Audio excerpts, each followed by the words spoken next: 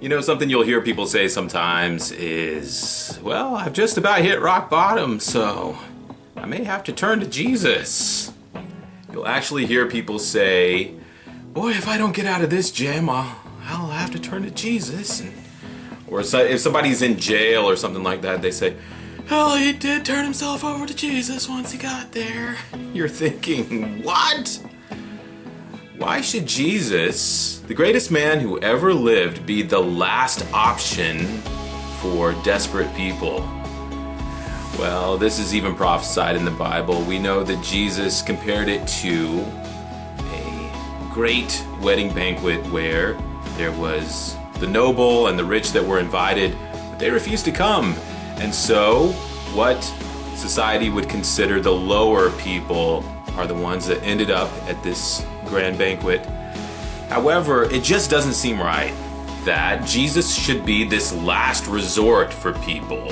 And it's just taken for granted that Jesus wants the riffraff. But this is nothing new. Did you know that back in Bible times, there was people that said, oh, you're Jesus, huh? I've heard of you. Do the Jesus thing. Now watch. And Jesus said no. This is in a few places in the Bible where people wanted Jesus to react and respond to them, and he either said nothing or told them no. By the way, if you're somebody that Jesus is saying no to, you may be in a very bad situation, worse than you ever imagined. This is something we're going to be covering on today's show. Thank you for tuning in, by the way. My name is Tom. This is Juliana. Behind us is our show's mascot. His name is Sherman the Cat. Well, he's asleep right now, so we might get a little bit of peace and quiet to get some work done. We invite you to join us. You're watching Bible Tales.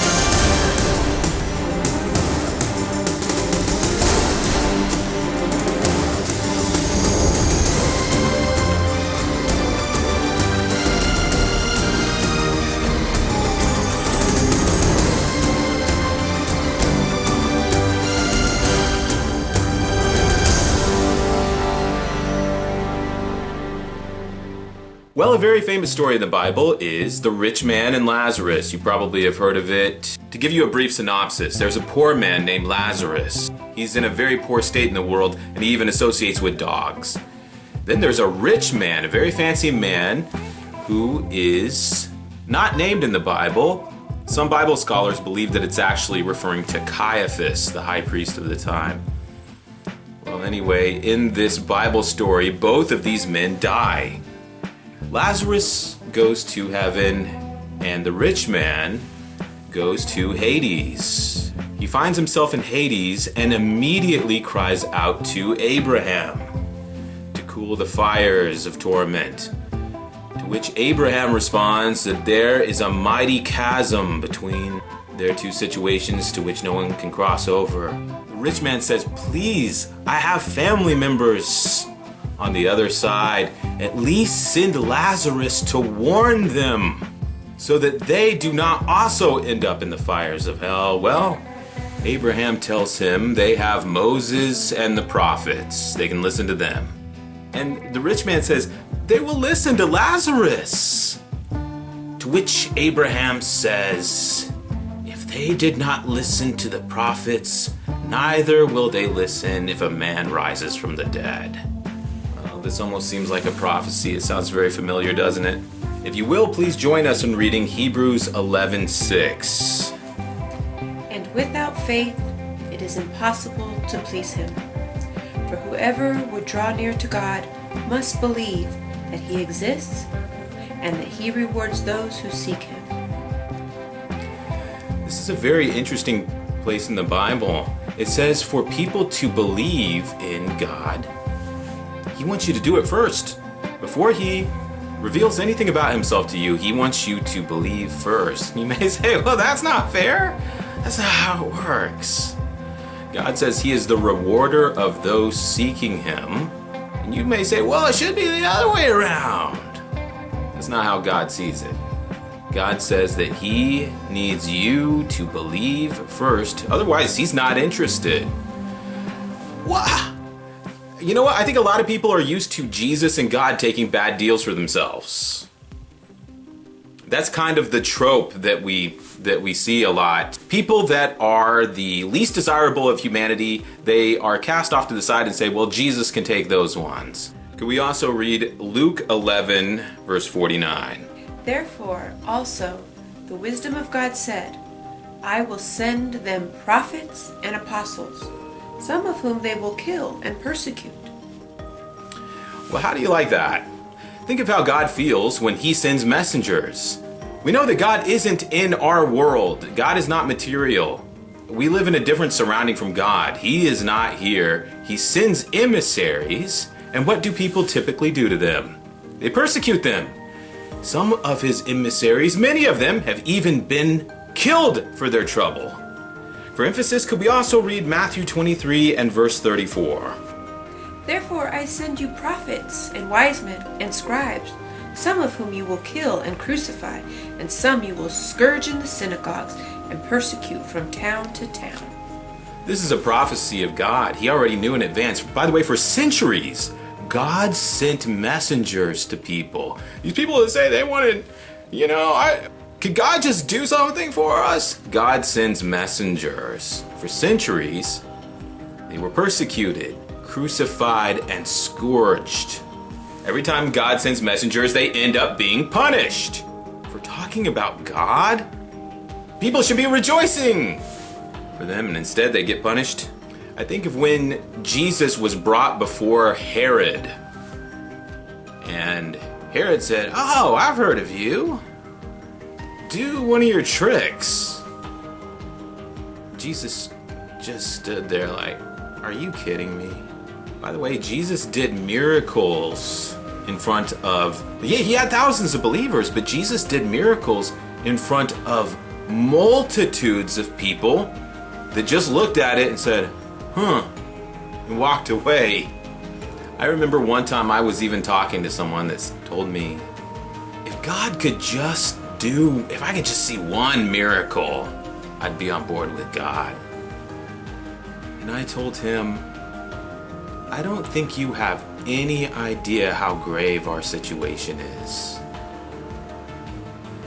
You think God is interested in doing parlor tricks for you? When you tell people that the heavens declare God's glory, they say, well, those are just stars. But why can't God just write God in the sky or something? I say, well, when God created the sky, there wasn't language like you and I speak. Well, I know, but still, in advance, right? Something. And you tell them, well, what about DNA? Human DNA? They say, what? The sequence of DNA is described as language. Some people compare it to computer code. It is almost identical to human language in its complexity. In fact, even more complex. And they say, well, I don't mean that. Something other than that. Astronomers that look out into the night sky and they see galaxies that are held together with something other than gravity. Well, we know in the Bible that Jehovah says he is the one who established the foundations of what you see around you. They call it dark matter. Galaxies of stars it's like having a pile of sand and spinning it around. The sand should go everywhere, and instead these galaxies are held together by some invisible force. In fact, it's something that has to be far more powerful than gravity. Some people think that dark matter is a cloud of dark dust or something. It's nothing of the sort. In fact, there is no such thing as dark matter. It's a term they use to describe something that isn't there. It does not interact with light or matter in any way, shape, or form. They call it dark matter because they haven't come up with a theory yet. There's also dark energy. If you ever have wondered how the universe could be bigger than the speed of light, well, in the Bible, Jehovah says that he is the one stretching out the heavens. Astronomers call it dark energy. They say that space is moving faster than the normal laws that people perceive, but they credit this to something that doesn't exist. Again, they've put a placeholder on something that they don't have an explanation for, isn't visible, isn't existing, and they say, we'll come up with a theory for it later. Well, that's fine, but it's just something to think about. People that are requesting miracles, there's miracles above you. Learn about them. I remember a few years ago when they had the James Webb Space Telescope that they were sending up in the sky, and they said they would look back to the early years of the universe. Very close to what they call the beginning of the universe. They were very excited. They talked about all the early mess of the uncreated universe that we were going to get to see. I had a feeling it might not turn out the way that they planned, and of course it didn't. I'll read you some headlines here. By the way, I did not write these headlines. I'm reading them. Space.com says, James Webb Telescope sees early galaxies defying cosmic rulebook of star formation. That was in September of last year. Let's read February. James Webb Space Telescope discovers enormous distant galaxies that should not exist. Live Science says James Webb Telescope finds ancient galaxy larger than our Milky Way, and it's threatening to upend cosmology. The Guardian newspaper says James Webb Telescope detects evidence of ancient universe breaker galaxies. Well, instead of seeing the disarray of a post-Big Bang disaster, whatever you want to call it, looking back to the earliest points of time, this telescope, and bless the people that put them out there, we're happy about these discoveries. When they look back to the farthest points of space-time, what they have discovered is magnificent, beautifully and perfectly formed spiral galaxies, larger than our own. And not long ago, I was listening to somebody say, "Oh, Jesus, he was a philosopher." Jesus, I believe some of his teachings. Gee, he was a pretty good philosopher. Calling Jesus Christ a philosopher is low-key blasphemy. Jesus is not a philosopher. Jesus created all things. How could he be trying to figure them out? Preposterous. And people that say, "Oh, I agree with some of his teachings, not all of them, but..." If you ask them about Jesus, they say, "Oh, he was the guy that said, don't judge, Jesus said, do not judge." And you say, "What else did Jesus say?" "Well, that's all I know." I'll leave that there. I remember when I was in high school, there was a teacher that taught the class that math was invented by humans. It is a language invented by humans to interpret and describe the world around them. And when you're young, you say, all right, because of what you know of arithmetic and multiplication, you say, all right, and you can kind of understand that. But then when you get older, you start thinking, what about fractals? What about the Riemann hypothesis? What about the Mandelbrot set? Surely you're not saying that humans invented these things that they can't even decipher. If you ever get time, watch a video on the Mandelbrot set. You'll find it very interesting. This is a set of numbers that mathematicians call the thumbprint of God. Why? This is a group of numbers that will never repeat, and yet when displayed visually in a computer, repeatedly looks the same over and over, and mathematicians marvel at this because they recognize it to be the work of a genius. If you ask my high school math teacher, he'd say, if you ask him about things like trigonometry, he'd say, well, those are just things that exist by accident that we've discovered. So you invent half of math and then you discover the rest that was there randomly by accident. Some people will say, does your God do miracles? Let's see a miracle. I would never dream of asking God to do a miracle. How dare you? The only thing I pray for is that my friends, family, and people I know will finally see God and stop being blinded by Satan and his system of things before it's too late. That's my prayer. God says not to pray for selfish things. People that pray for miracles are selfish. Unless you're praying for a miracle for someone else. Of course, we know if someone is sick or in the hospital, to pray for their recovery. This is appropriate. These are the prayers that will find favor with God. God does not react to you. You have a misconception if you believe that. I also don't think you understand how bad the situation is. People don't know that Satan is demanding people. In the Bible, God says, I plucked these ones from the fire. It stands to reason that the world in mass is in Satan's fire that he is preparing for them. Some people say, I just don't know if I can believe in a God that would, make hellfire. Has it ever occurred to you that Satan is the one turning up the hellfire? When God looks down on earth, he sees piles of dirt. This is not God being mean. God is truth. And the Bible says, who is man that God should take note of him? Dust he is made, and to dust he will return. This is true. Do you want to deny this or just not think about it? We are made of dust, and we are in no position to ask God for anything. We know that we can ask God for things that are appropriate and he will give them, but we are in no position to make any demands of God. Ever. Even if we were perfect, which we are not, we are created beings. Not to mention that we are 6,000 years removed from Edenic sin.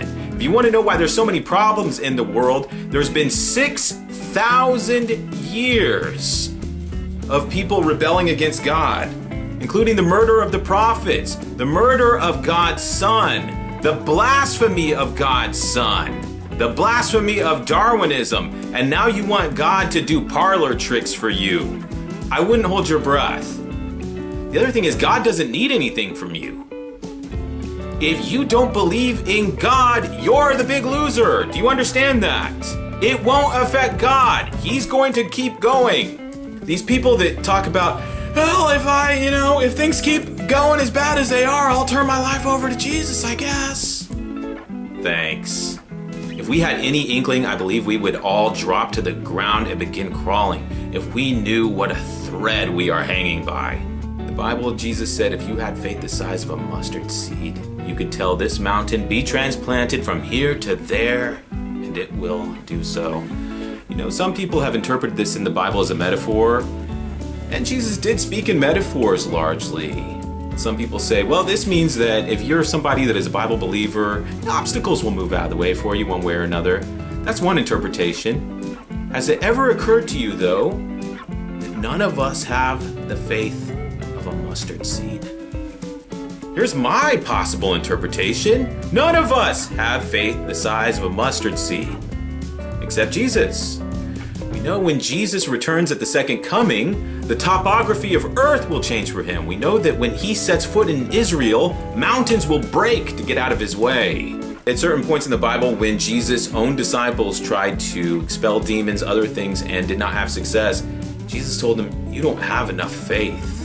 When Peter tried to walk on water and ended up going for a swim, Jesus told him, you don't have enough faith. I think that's the problem here. People want to see miracles, but they're faithless people demanding miracles.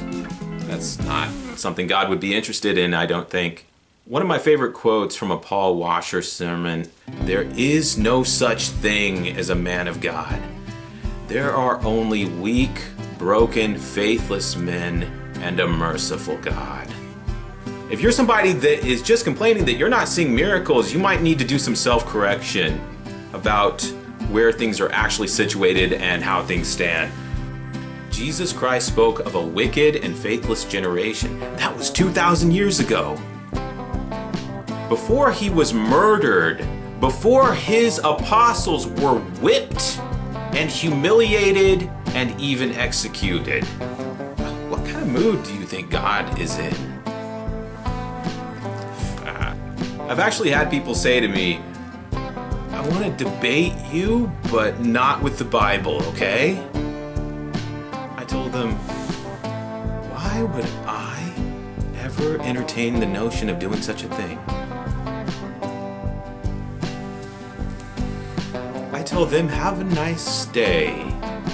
I would not be interested in ever putting down the Bible and say, I'll just speak for myself. I'll ignore the Bible and speak for myself. Why would I ever do such a ridiculous thing? At that point, we would just be two piles of dirt, espousing our own worldly wisdom, spouting our own sound and fury, signifying nothing. No, I would not be interested in that. Of course, many historians don't consider the resurrection of Jesus to be a real event that happened. But something to think about. All historians, or I should say almost all, there is a broad, almost entire consensus that Jesus' friends and followers say that he rose from the dead. This is not something disputed by historians. We were watching a program called Decoding the Ancients. They were talking about the ossuary box of Caiaphas. If you don't know what it is, it's a limestone coffin, and this was discovered in the year 1990 when they were building a park in Israel. Well, they discovered an underground chamber, and it was the tomb of rich Judeans. And there were 6 coffins in there, and then some other broken lids of coffins and things like that. But one of the tombs was inscribed, Joseph, son of Caiaphas, or also known in the Bible as Caiaphas, the high priest who served from 18 to 36 in the first century and was, of course, famous for his interactions with Jesus. What was also interesting in the program, they say that they found 2 nails in this tomb. Of course, you probably are thinking of crucifixion nails. They say they don't know what the nails are for. It's possible that the workers of the tomb left them there, or somebody inscribing something left these nails there. But we do know from the Mishnah that the first century Jews, and this is hard to believe, but they were highly superstitious and did carry crucifixion nails. Of course, the Mishnah goes back to the 6th century up to the 1st century, but and crucifixion was a 1st century thing. So Jews in the time of Jesus, these rich Judeans, had this practice of carrying crucifixion nails as a talisman. It's something strange to think about. Is it possible that someone set these nails out? We don't know. Again, we don't know the meaning of these nails, but we do also know that a woman who was buried in Caiaphas's tomb, it may have been his wife, they think it was probably his daughter, had a coin in her mouth, a Roman coin, which was the practice of the Greeks and Romans to have a coin ready in the afterlife to hand to the boatman who was the ferryman of souls crossing the river Styx. It's just strange to think about that these people that persecuted Jesus within a matter of years, I think everything started going crazy.